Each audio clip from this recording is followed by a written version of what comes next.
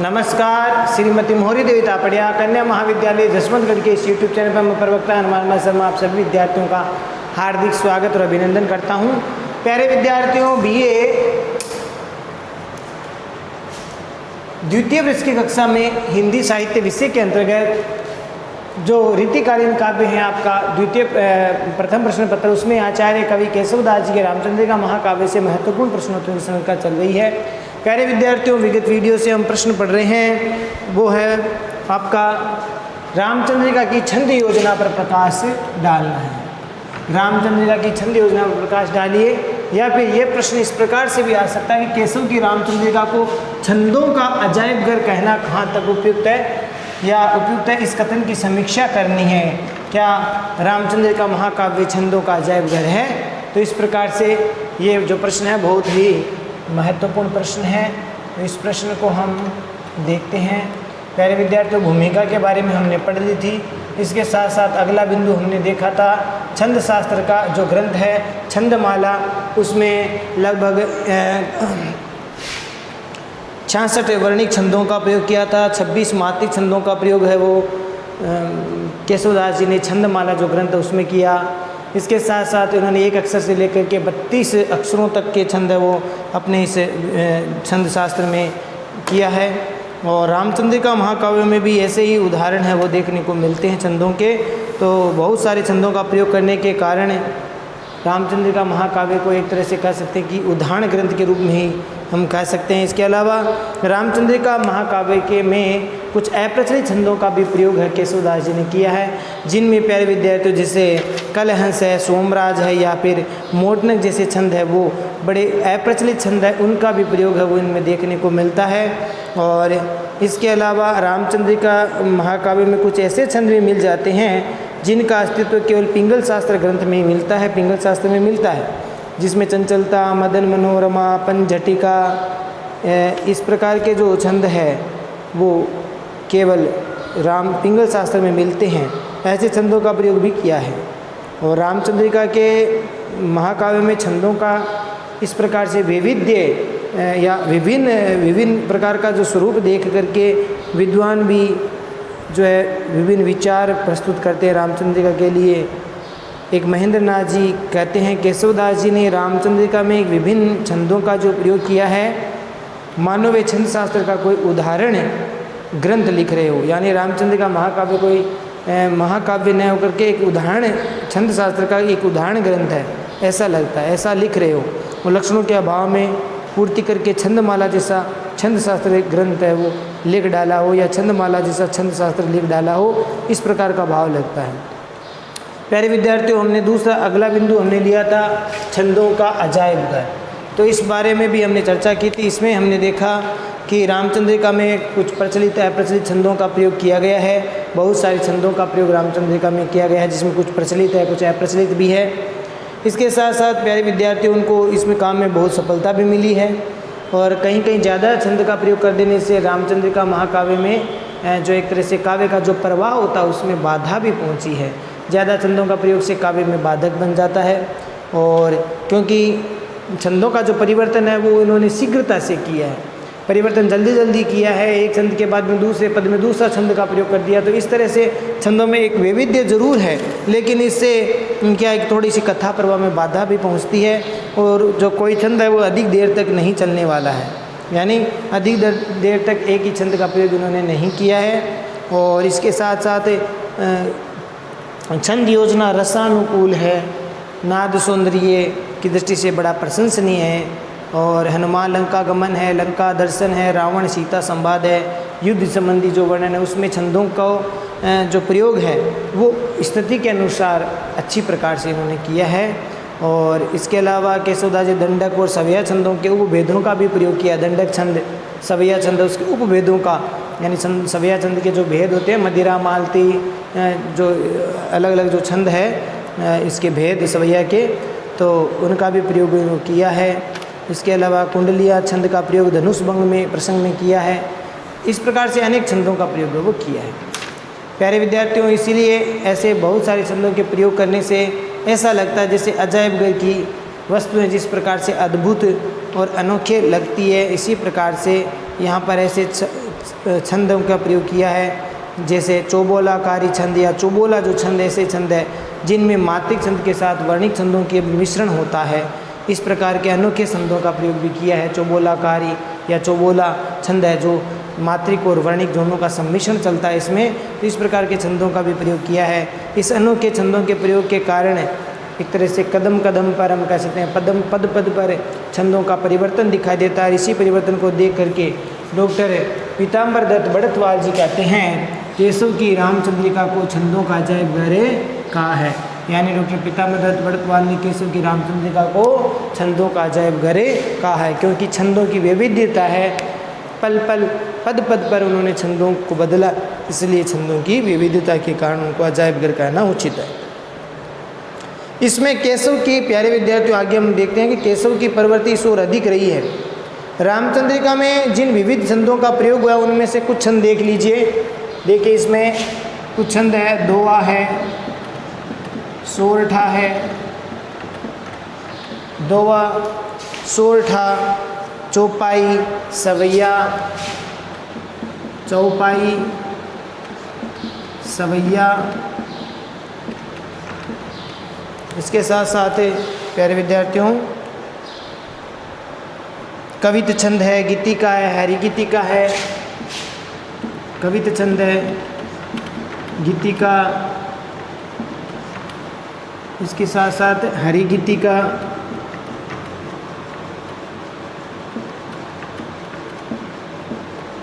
मनहरण कवित छंद,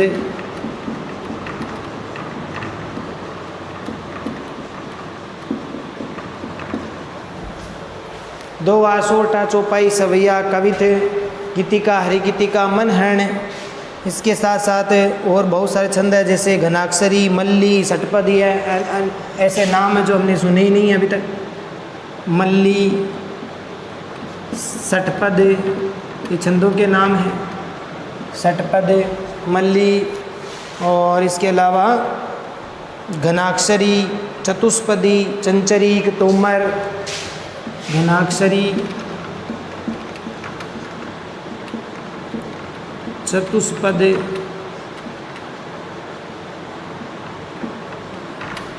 चचरी, चंचरीक है, चंचरीक, तोटक, तोमर, ये छंदों के नाम हैं। और तारक, स्वागता, विजया, चंद्रकला, स्वागता, स्वागता, विजया। इसके अलावा प्यारे विद्यार्थियों चंद्रकला, सवैया है, तोटक है, मोटनक है, तोटक हो गया, त्रोटक भी है, मोटनक जो कि अप्रचलित छंदों में आते हैं। ये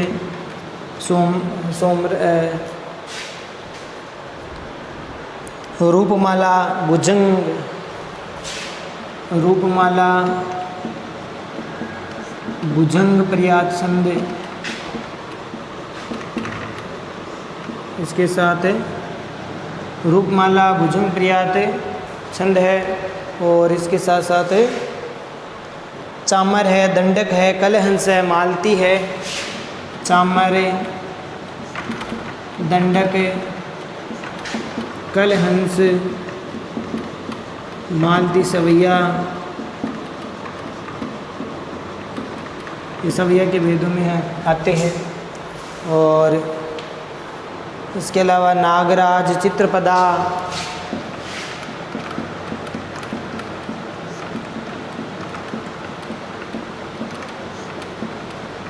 द्रुत विलंबित,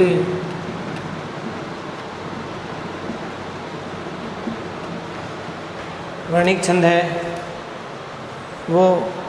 इसके साथ साथ हीरक, मदन मनोरमा, हीरक, मदन मनोरमा, इंद्र वज्रा,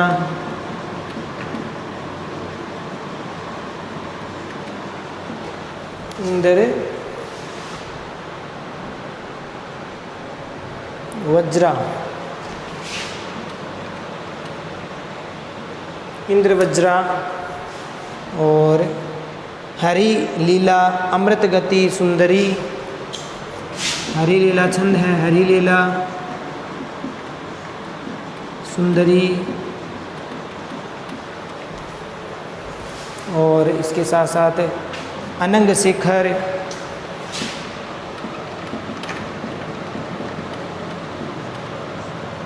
इत्यादि छंदों का प्रयोग किया है।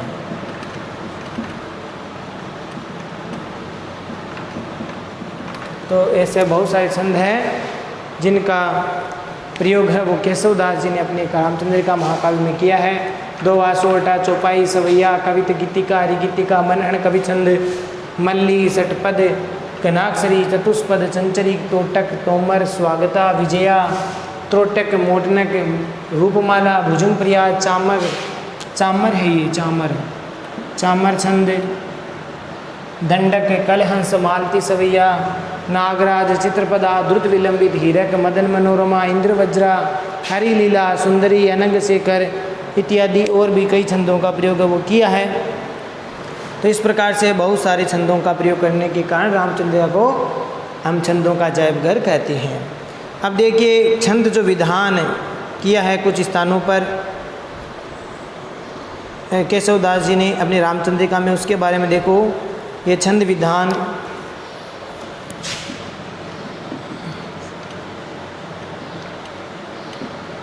यानी कतिपय स्थानों पर, यानी कुछ स्थानों पर छंद विधान वो केशवदास जी ने किस प्रकार से किया है। तो इसमें देखिए केशवदास जी ने करुण और शांत और श्रृंगार रस के स्थलों पर तो देखो सवैया छंद का प्रयोग किया है। करुण रस की बात जहाँ पर आती हो, शांत रस की बात आती हो, करुण रस, शांत और प्यारे विद्यार्थियों ये श्रृंगार रस, वहाँ पर इन्होंने ये श्रृंगार रस, ये रस जो 9 रस है इनमें करुण रस, शांत रस और श्रृंगार रस वाले जो घटनाक्रम या ऐसी घटनाएं लिखी पात्र में है, पात्रों के अनुसार जहाँ पर करुण रस का भाव आ रहा हो वहाँ पर इन्होंने अधिकतर सवैया छंद का प्रयोग किया है। प्यारे विद्यार्थियों ध्यान रखना, सवैया छंद का प्रयोग किया है करुण शांत रस में। इसके अलावा रौद्र और वीर रस के अधिकतर स्थलों पर नाराज और भुजंग प्रिया छंदों का प्रयोग किया है। रौद्र रस व वीर रस, रौद्र व वीर रस जहाँ ऐसे भावों से जहाँ पर रौद्र और वीर रस की अनुभूति होती हो, ऐसा उत्पत्ति होती तो वहाँ पर वो प्यारे विद्यार्थियों केशवदास जी ने नाराज और भुजंग प्रिया छंद का प्रयोग किया है। नाराज छंद है ये, वह भुजंग प्रियात छंद का प्रयोग किया है। ठीक है, रौद्र वीरस के पदों में। और राम के राज्याभिषेक के संबंधी प्रसंग में दंडक और रूपमाला छंद का प्रयोग किया है। जहाँ पर राम जी का राज्याभिषेक होता है, राम के राज्याभिषेक के संबंध में जहाँ जो पद लिखे हैं, राम जहाँ पर राज्याभिषेक होता है राम का, राम के राज्याभिषेक के विषय के संबंध में जो छंद काम में लिया है वो है रूपलीला और दंडक छंद का प्रयोग किया है। पहले दंडक छंद का प्रयोग इन्होंने राम के राज्याभिषेक संबंधी जो पद है उनमें किया है। इस प्रकार से अलग अलग छंदों को बदलते हुए केशवदास जी ने प्रयोग किए हैं। परशुराम के साथ राम लक्ष्मण संवाद में छंदों की विविधता देखने को मिलती है और अलग अलग छंदों का प्रयोग किया है। तो हमें थोड़ा थोड़ा हल्के हल्के एक एक छंदों का थोड़ा थोड़ा उदाहरण है वो देखना है। तो हम थोड़ा से 1-2 छंदों को देख लेते हैं मेरे विद्यार्थियों।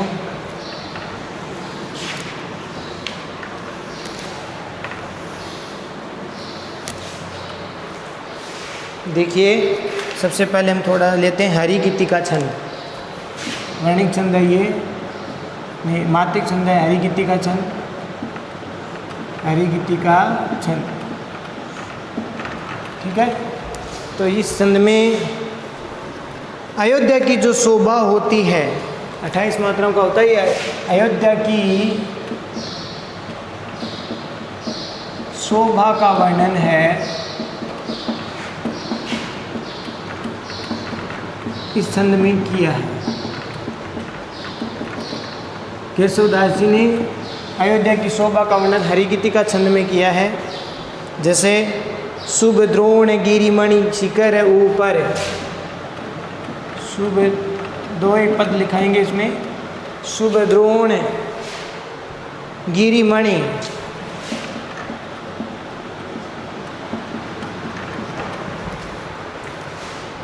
शिखर ऊपर उदित,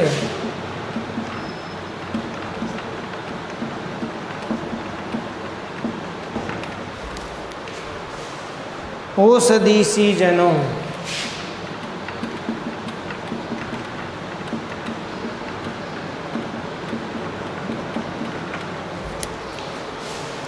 बहुवायु बस बारीद,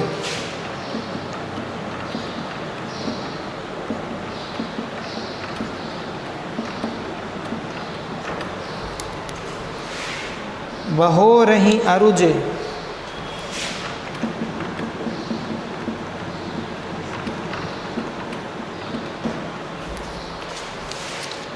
दामिनी दुति मनो।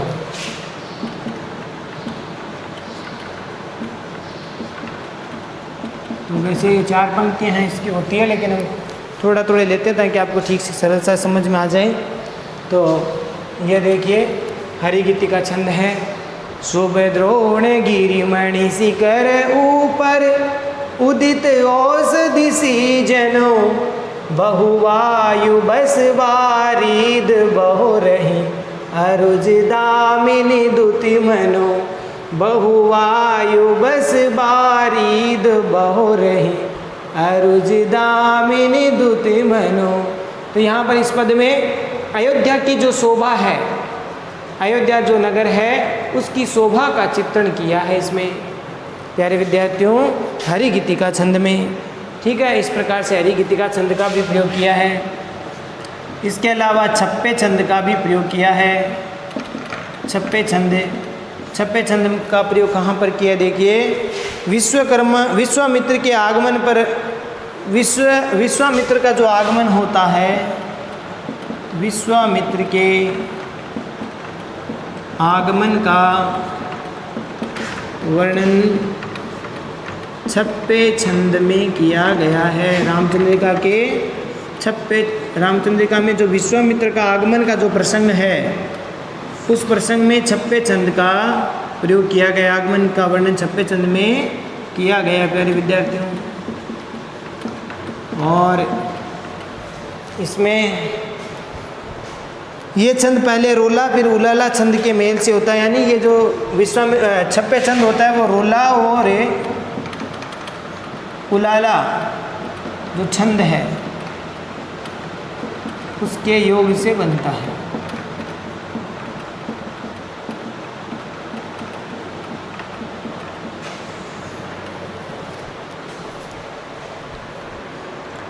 तो इसका एक छोटा सा 2 ही पंक्तियाँ लिखाऊंगा, पूरा लिखवाएंगे।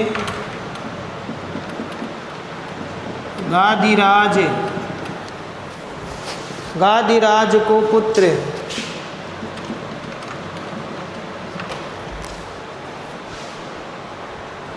साधि सब मित्र शत्रु बल,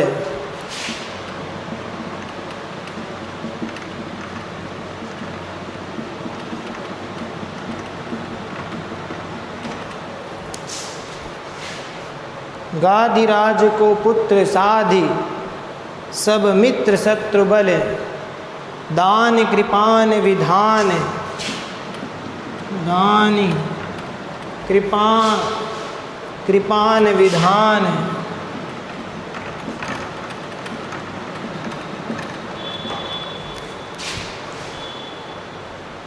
दृश्य कीनी भुव मंडल।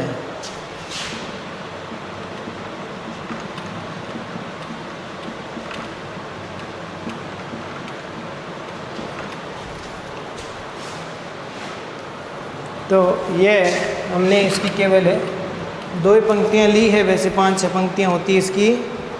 ठीक है, तो इसमें रोला और उलाला दोनों छंदों का जो प्रयोग है वो देखने को मिलता है, साथ में मिश्रण होता है तब छप्पे छंद बनता है। ठीक है, तो ये 6 पंक्तियों का होता है। तो गादिराज को पुत्र साधि सब मित्र शत्रु बलिदान कृपान विधान दृश्य की निभो मंडल। तो गादिराज को पुत्र किसको कहा जाता है? प्यारे विद्यार्थियों, विश्वामित्र को गादिराज का पुत्र कहा जाता है। गादिराज ऋषि के पुत्र हैं विश्वामित्र। तो इस प्रकार से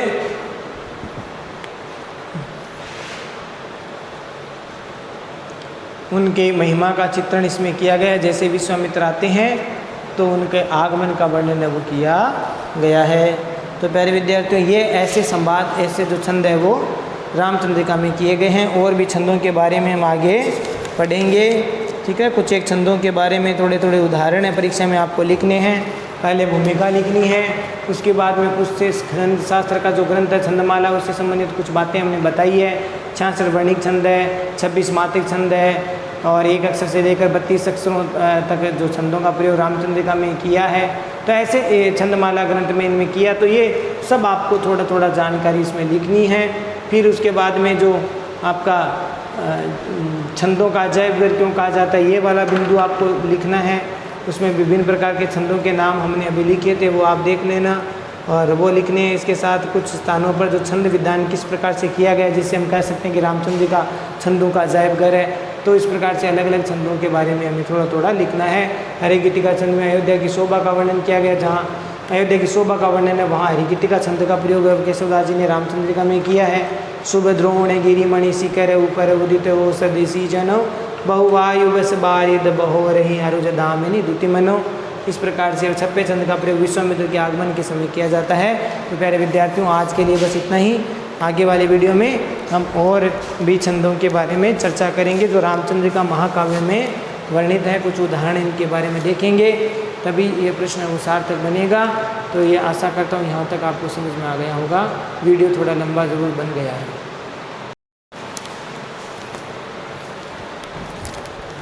तो प्यारे विद्यार्थियों, आज के लिए बस इतना ही। अगले वीडियो में पुनः उपस्थित होंगे इसी प्रश्न के आगे के भाग को लेकर के। तब तक के लिए आप इस प्रश्न को ठीक प्रकार से देखें। रामचंद्रिका महाकाव्य को छंदों का अजायब घर क्यों कहा जाता है, बहुत ही महत्वपूर्ण प्रश्न है।